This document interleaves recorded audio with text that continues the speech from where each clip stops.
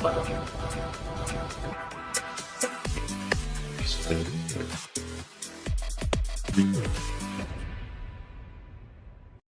guys, welcome to another video by Optionables. My name is Ayush and I'm a trader. In this video, we'll analyze Nifty and Bank Nifty and we'll also look at the key components of Nifty and Bank Nifty, how they are looking for the next week, so that can help us to look at the levels and help us trade better. So now we'll go to the screen recording and one by one analyze them. Hi guys, welcome to the screen recording. So as we start with Nifty every time, we'll start with Nifty, and one thing is very clear in Nifty. Last time also we had talked that is irrespective of this big candle, there is no follow through coming in, which makes it very clear that once this level 20 to 200 was broken, the market could have headed higher. For example, if we have to see it on a lower time frame, we can see that clear cut apart from this, particularly what happened after 245. If you simply ignore this one candle, the market has opened flat and then it broke the previous range, which is generally like this range, and then the market headed higher and for the whole day. So generally for me to assume that this candle is a bearish candle or the market structure has turned bearish is not something, because particularly that day was a expiry day and Nifty in the end could have been a expiry management, because generally if you see 30 minutes time frame, a range has been formed, and whenever such range has been formed and the breakout comes, even in the breakout if you see the structure within the range, the market has been going high and coming down, and when it comes down it is making new lows which are even higher than the previous one. For example, it made initially at 21,700, then it went up and came down and it took support at 21,800. So within the range also it is very clear to us that the market is trying to go up. If the case was that this range was not broken and the market would have broken below this and then headed lower, we could have assumed that the market could have gone to 21,700 and come down, but there is no sign as of that.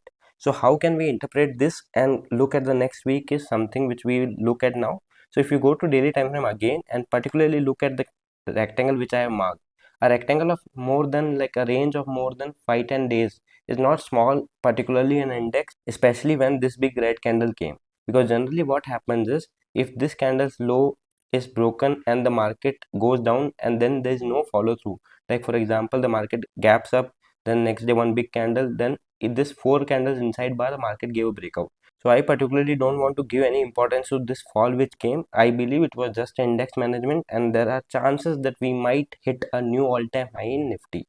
The reason being that we have firstly consolidated within this range, and secondly if you look at that from a particularly different angle, once we break 22,500 and close above that, so whatever has happened till from this level till this level, whatever consolidation or whatever choppiness you call in the market can have a one side rally, because the market rewards all type of participants, whether it be trend followers, whether it be non-directional traders, because generally in the long run 66% or 67% of the time the market is going to be flat, but once in a while in those 30% of the time there will be a rally such like this. So that time, if you are an option trader or let's say if you're not a trend follower, you don't want to get hit in this direction. So if you particularly look from this range till this range, any non-directional trader within this range would have even handled this choppiness or would have made good money. But let's say if you are irrespective of breakout coming from this range and you are again doing same straddle triangle, then the money you will lose in this up move is equal to way more than what you will make here. So that is one thing, that first of all for you to trade well you need to have a strategies and group of strategies which you can put in your trading arsenal and then trade, so that in such cases like for example whenever there's a breakout you are either trading debit spread or you are trading credit spread. The reason I prefer debit spread whenever such a breakout comes is that generally the risk to reward or the expectancy of risk to reward is good in debit spread. You can do 1:2, 1:3, and ultimately if your position sizing is good, and let's say if you do a debit spread on the call side on such a scenario and the market fails to break out also, like market fails to break out on the upside and again go down, you can adjust that and manage the trade, because ultimately the risk amount is very lower and the capital size used for that is very lower. But again when you see a choppiness, let's say that once you saw 3-4 days, then you generally don't expect the market to trend. So in markets there is a saying that volatility in the shorter run is sticky, like for example IVs in the shorter runs are sticky. If they are, the markets in general are trending, they will continue to trend, or in general if the VIX is increasing it will continue to increase, or if the VIX is falling So there are many conclusions upon that people believe that whenever there is a low wicks, the market will not reward option sellers because the premiums are less. If you go and study low wicks environment and figure out for yourself that particularly any time whenever wicks was below 12, you would have made good money as an option seller.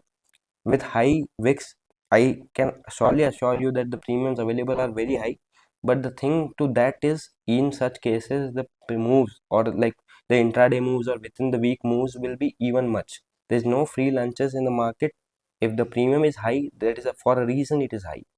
Or if the market is justifying that the intraday expiry straddle available in the morning is like 80 points or 100 points, then there are chances that it might stay like that and you will see some sort of this way move. So now coming back again to what we can expect is, until and unless this 20 to 200 is broken on the downside, I believe personally that the risk to reward is good on the long side irrespective of what happened here, and the market can have some sort of this move once the breakout comes. So this was our analysis for Nifty. We'll go now to Bank Nifty and analyze how we can trade that. So coming back to Bank Nifty has also seen some sort of very tight choppiness, like as in what I mean by the choppiness is whenever the range per se is very small, it is handleable. For example, any non-directional trader or any even directional traders in this case selling perspective wise, so they will be able to manage it. But something like this where the market, the range is itself like 2000 points or 1500 points plus, there's no follow through. Like for example, the market gives a 2% down move, next time it again go up and then come down. So those markets are highly tough to trade. And you see one thing within Bank Nifty from this point, that even the breakout came due to election. There was, after this point, there is no clear cut follow through of Dow theory that higher high high lows are going to be respected. The market gave a breakout here, again fell, then tested this candle's low and again gave a breakout, then again fell. So in this case, it is just like you have to lower your guards and protect your capital. Once you get a clear cut trend, you can do even trend following. But coming back again to what levels are important in Bank Nifty, from a lot of time in the past for like 1-2 months, Bank Nifty is relatively very weaker than Nifty. You can see the relative strength for yourself that Nifty is near to all-time high, and we in Bank Nifty, the all-time high is 48,650, and we are trading at nearly 1500 points or 1000 points below that level. So for Bank Nifty to show the clear-cut strength, HDFC has to perform. HDFC has been punished severely from the last 3-4 months after the bad results or whatever the way market want to interpret it. So that was our analysis for Bank Nifty. Now coming back to what we can look for in the particularly next week is, until and unless the market is above this range, which is like 47,000, I personally believe that the market is going to be buy on dips, and we can see even 48,000 getting tested. So the range which I am looking at is 48,000 on the upside. If I have to mark it for your reference, 48,000 on the upside and 46,950. So within this range, what we can see is some sort of movement like this. Market might go here and test, and never expect that whenever there's a choppiness or confidence in the past, like for example market came here and went down, so that won't be broken in one go. It might happen like that it will come like test here and then it will give a breakout like this. So that type of breakout is even higher probability wise, and you can even have confidence on those breakout. But one way the market is going up without consolidation and giving a breakout, then those can have a higher chance that the breakout can fail, or per se the trades won't be that easy to trade. So that was our analysis for Bank Nifty as well. So if you like this video, like, share and subscribe to the channel, and please don't forget to click on the notification bell icon so that whenever there's a new video you will get notified. Thank you.